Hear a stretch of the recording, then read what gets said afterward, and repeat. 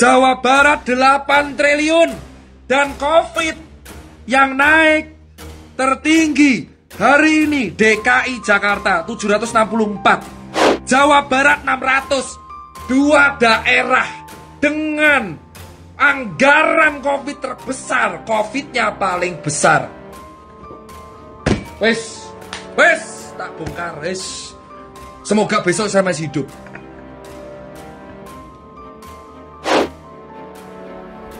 Oh my god, 10 triliun duit KB bro, nolnya rolas.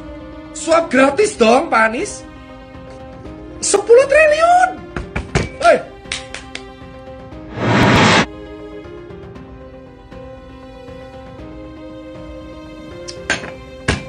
Saya tidak menuduh, saya cuma tanya. DKI ini ngapain 10 triliun? Buat apa aja? Tolong transparansinya. 10 triliun anggaran untuk DKI itu buat apa aja? Jawab, 10 triliun itu buat apa?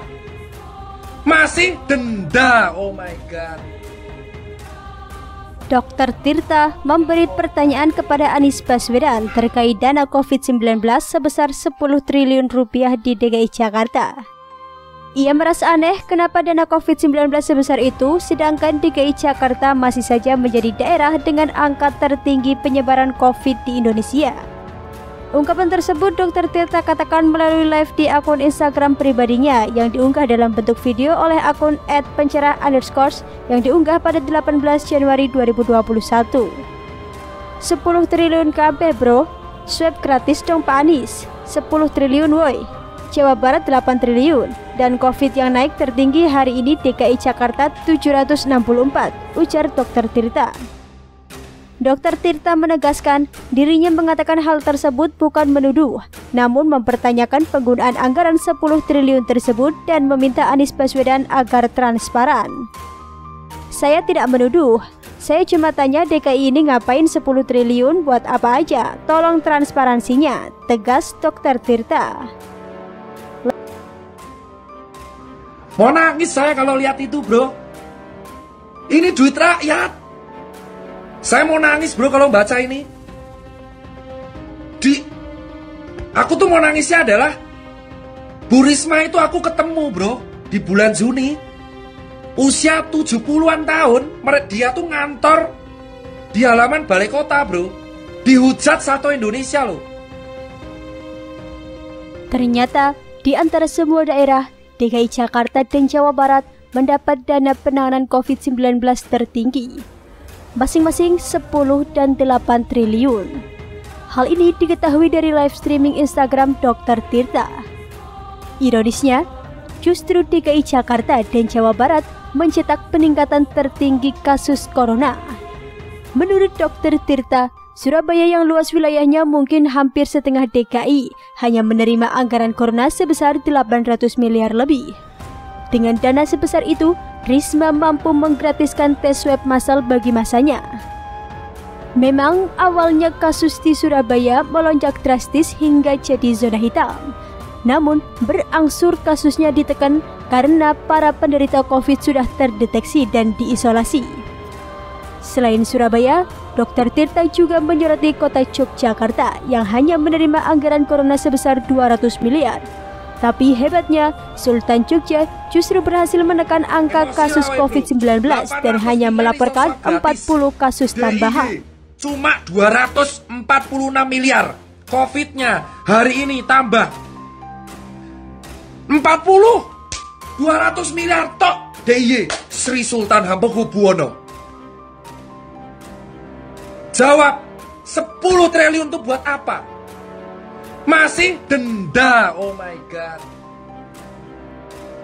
Jelas saja Dr. Tirta yang juga warga DKI marah besar ke Anies Baswedan.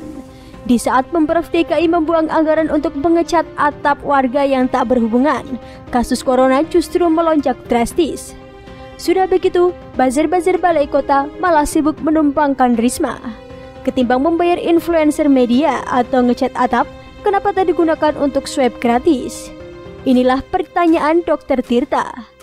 Dengan berani dirinya menyatakan akan membongkar data-data ke masyarakat meski besok bisa hilang dari peredaran. Harusnya pendukung Anies malu memiliki pemimpin yang sangat zalim seperti itu. Kecuali diam-diam mereka juga memakan uang anggaran corona. Makanya dengan membabi buta mereka membela Anies yang tak becus mengatasi corona. Padahal di antara semua kepala daerah, Anieslah yang pertama kali mengusulkan lockdown dan sebagainya.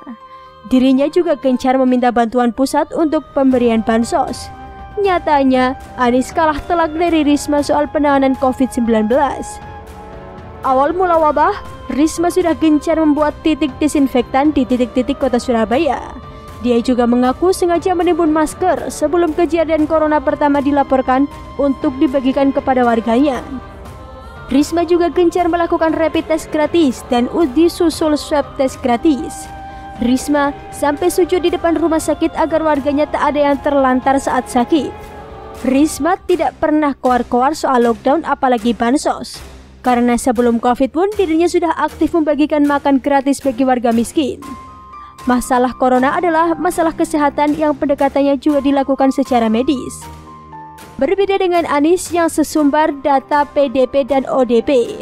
Anies lebih heboh soal lockdown dan bansos yang berhubungan dengan uang dan perut ketimbang memikirkan penanganan kesehatan. Akibatnya, dampak ekonomi terus berlarut seiring konsistensi DKI dalam penambahan kasus. Anies tak sedikit pun berpikir membuatkan bilik desinfektan atau memberikan tes swab gratis. Yang ada malah menjual mahal masker dari harga yang di pasaran. Ironisnya, DKI Jakarta justru menerima anggaran corona tertinggi se-Indonesia, yakni 10,7 triliun rupiah. Dengan bodohnya para pendukung Anies termasuk Panji, tak sedikit pun ada yang berani mengkritiknya. Apakah anggaran corona memang diperuntukkan untuk mereka, termasuk genting warna-warni yang tak terkait penanganan corona? Meski dikatakan berasal dari dana CSR, kenapa tak justru memberikan untuk rapid test gratis? Ini justru lebih membantu warga yang harus bepergian ke luar negeri atau keluar daerah untuk urusan kerja. Di saat Risma memikirkan semua anggaran untuk warganya, Anies hanya berpikir soal legasi apa yang ia wariskan. Sekali lagi patut dipertanyakan, dana 10 triliun lebih dikemanakan? Di mana juga KPK dan Novel Baswedan yang katanya sudah tidak peta di KPK? Apa dia takut kalau dirinya mundur dari KPK malah sepupunya di balai kota akan diciduk? Makanya sesama edan saling melindungi. Kita juga tidak berburuk sangka kalau kenyataannya tidak begitu. Soal bansos saja Anies sudah ditegur Sri Mulyani. Nah sekarang 10 triliun lebih lari kemana? Jangan bilang untuk menyumbang toilet portable di acara nikahan anaknya Rizik. Akhirnya warga DKI harus gigit jari dengan adanya pemimpin seiman tapi zolim luar biasa. Kalaupun ingin meninggalkan warisan, kenapa tak mencontoh jembatan Simpang Susun Semanggi Al-Ahok? Bahkan di Surabaya, Risma berhasil membuat jembatan Surabaya, jembatan Wonokromo yang arsiteknya Pak Eropa, alun-alun bawah tanah dan bayam infrastruktur ciamik lainnya. Bukan malah tinggalkan batu bronjong, bambu mesum, waring hitam, jembatan keong, dan genting warna-warni. Sebagai orang yang tak mengerti seni saja kita malu melihatnya. Apalagi di mata dunia yang melihat Jakarta sebagai ibu kota.